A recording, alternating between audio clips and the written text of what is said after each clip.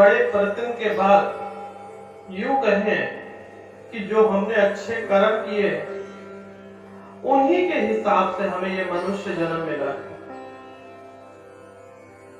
मनुष्य जन्म दोबारा मिलेगा नहीं मिलेगा, इसको ना तो मैं जानता हूं ना तो आप जानते हो। लेकिन कई बाबा, कई पंडित पुरोहित आपका स्वर्ग में एक प्लाट तो बुक करा ही देंगे। वह यह कहेंगे कि माया का त्याग कर दीजिए, स्वर्ग में प्लाट बुक हो जाएगा। अगर स्वर्ग में प्लाट बुक हो ही जाता तो वह सबसे पहले वह महात्मा अपने लिए बुक कराते, पंडित पुरोहित बाबा लोग अपने लिए बुक कराते। बाबाओं को अगर कोई चीज मिल जाए या पंडित पुरोहित को तो सभी दान देते हैं, लेकिन कभी पंडित पुरोहित को दान देते हुए नहीं देखा होगा। अगर जीवन में कुछ पाना चाहते हैं तो जितना हो सके अध्यात्म आज में जीजिए। कहने का अर्थ है कि आज में जिए, कल को किसने देखा है। आज आपका स्वर्ग पृथ्वी लोक पर विराजमान है। स्वर्ग और नरक मनुष्य की सोच की उपज है। मनुष्य के लिए नरक क्या है? जो चीज मनुष्य चाहता है, जो चीज मनुष्य को चाहिए, वह चीज प्राप्त हो गई तो वह खुश है। खुश है तो वह उसके लिए स्वर्ग के समान है। लेकिन बड़े प्रयत्न के बाद बहुत ही प्रयत्न करते हैं, लेकिन वह चीज उनके हाथ नहीं लगती। हाथ लगते लगते छूट जाती है तो वह उनका दुख हो गया और वह नरक हो गया। मनुष्य सोचता है कि स्वर्ग में अप्सराएं होंगी, कोई काम नहीं करना पड़ेगा, बैठेंगे खाएंगे।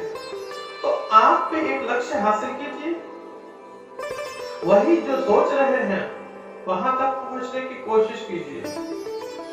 लक्ष्य सोच बड़ी होगी, पहुंच जाएगी। अगर सोच ही बदल देंगे नहीं और हमेशा परमात्मा के आगे रोते ही रहेंगे तो परमात्मा भी आपका साथ छोड़ देंगे। रोइए मत। 84 करोड़ योनियों में से मनुष्य का दिमाग इतना विकसित है, इसका कोई ना कोई तो कारण होगा। मनुष्य ही सब पे क्यों राज करता है? मनुष्य ही क्यों विस्तार कर रहा है? जीव जंतु क्यों नहीं कर लेते?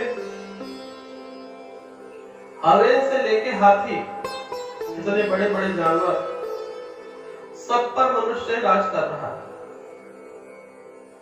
तो मनुष्य में ऐसी कौन सी कमी है कि जो वह स्वर्ग के लोक की प्राप्ति नहीं कर पाता? जिन बंधनों में आपको दिन रात यही सिखाया जाता है कि इस मरने के उपरांत स्वर्ग की प्राप्ति होगी और यह जीवन निष्क्रिय है, मूर्खता भरी बात है। ये जो स्वर्ग है वह इसी धरती लोक पर विराजमान है। अज्ञानता में आपको अंधेरे में रखा जाता है, झूठ फ्रेम में रखा जाता है कि स्वर्ग लोक की प्राप्ति हो। आप ही सोचिए कि चांद पर जाने का मौका मिला, लोगों ने चांद पर प्लॉट बुक करा लिया, तो इन लोगों को पता होता कि स्वर्ग में प्लॉट है तो यह लोग अपना प्लॉट ना बुक कराते? सोचकर देखिए, सर्वप्रथम इन्हीं के प्लॉट होते, लेकिन हमें मूर्ख बनाया जाता है। आज पर जिए नहीं, कल मरणोपरांत स्वर्ग मिलेगा, कल स्वर्ग मिलेगा, कल आखिरी सांस होगी, तब फिर कहां से मिलेगा?